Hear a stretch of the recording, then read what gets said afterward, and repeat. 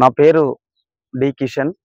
నేను సిఐటియు రంగారెడ్డి జిల్లా ఉపాధ్యక్షులుగా, అట్లాగే జిల్లాలో స్వచ్ఛ ఆటో రంగ కార్మికుల గౌరవ అధ్యక్షులుగా పనిచేస్తా ఉన్నాను.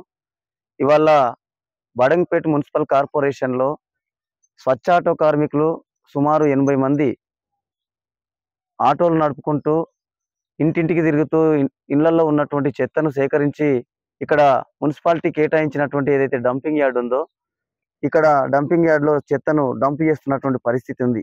ఈ డంపింగ్ యార్డ్ కూడా ఈ కార్మికులు అనేక సందర్భాల్లో డంపింగ్ యార్డ్ లేకపోవడంతో తీవ్రమైన ఇబ్బందులు పడుతూ అటు హైదరాబాద్ జిహెచ్ఎంసీలో పోయలేక ఎక్కడ పోయలేక పిల్లల్ని కుటుంబాలను వేసుకొని రోజులు తరబడి ఇబ్బందులు పడుతూ ఉంటే ఇక్కడ ఉన్నటువంటి యూనియన్ నాయకత్వంలో అధికారుల దగ్గర, మున్సిపల్ అధికారుల దగ్గర, స్థానిక ప్రజాప్రతినిధులతోటి కూడా విన్నవించితే ఇక్కడ ప్రభుత్వ డంపింగ్ యార్డ్ను ఏర్పాటు చేసి మాకు చూపించడం అనేటువంటిది జరిగింది.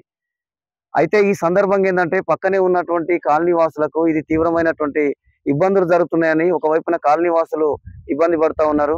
రెండోది ఇక్కడ డంపు చేస్తుంటే వాళ్లకు ఈ కార్మికులకు మధ్యన అంతర్గతంగా ఇబ్బందులు ఏర్పడేటువంటి పరిస్థితి ఉంది. మేము చెప్పదలుచుకుంది ఏంటంటే స్వచ్ఛ ఆటో కార్మికులు ఎక్కడి నుంచో రాలేదు. వీళ్ళంతా కూడా బడంగ్పేట్ మున్సిపల్ కార్పొరేషన్ లో ఉన్నటువంటి మొత్తం 32 వార్డులలో అన్ని గల్లీలలో ఇంటింటికి తిరిగి ఇక్కడ ఉన్నటువంటి చెత్తను తీసుకొని వచ్చి ఇక్కడ పోస్తా ఉన్నారు. కాబట్టి ఇక్కడ మన బడంగ్పేటలో ఉన్నటువంటి చెత్తను తీసుకొచ్చి పోస్తున్నారు తప్పితే ఇంకెక్కడికెళ్ళి తీసుకొచ్చి పోస్తున్నటువంటి పరిస్థితి లేదు.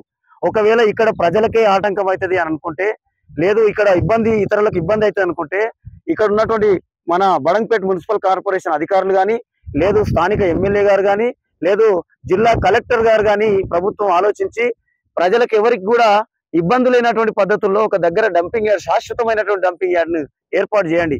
ఎందుకనంటే ఒకవైపున ప్రజలతో ఇబ్బంది పడుతూ, మరోవైపున అధికారులతో ఇబ్బంది పడుతూ, ఇంకా రాజకీయ నాయకులతోటి అధికారులతోటి తీవ్రమైనటువంటి ఇబ్బందులు పడుతూ పిల్లల్ని కూడా రోడ్డు మీద వేస్తున్నటువంటి పరిస్థితి వల్ల స్వచ్ఛ ఆటో కార్మికులకు ఉంది. మనం చూస్తాం నిన్నటి సంధి ఇప్పటిదాకా ఒకవైపున కాలనీ ప్రజలు తిరుగుబాటు చేస్తున్నారు, ఒకవైపున డంపింగ్ యార్డ్కి సంబంధించినటువంటిది అక్కడ ఇబ్బందులు ఎదురవుతున్నాయి. ఈ నేపథ్యంలో మరి కార్మికుల బతుకులు ఏమైపోవాలి? స్వచ్ఛ ఆటో కార్మికులు ఎవరితో చెప్పుకోవాలి ఈ బాధలను? అందుకనే మేము ఇక్కడ ప్రజలకు కూడా విజ్ఞప్తి చేస్తున్నాం.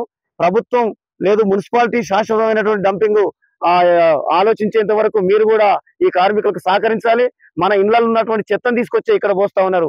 అదే సందర్భంలో ఈ ప్రజలకు ఇబ్బందులు కాకుండా ఇక్కడ ఉన్నటువంటి మున్సిపల్ అధికారులు దీన్ని పకడ్బందీగా వాసన రాకుండా లేకపోతే ఇతర సరి అయినటువంటి ఏర్పాట్లను చేసి ప్రజలకు కూడా ఎలాంటి ఆటంకం కలగకుండా ఇక్కడ ఆ రకమైనటువంటిది ఏర్పాటు చేయాలని చెప్పేసి మేము విజ్ఞప్తి చేస్తున్నాం.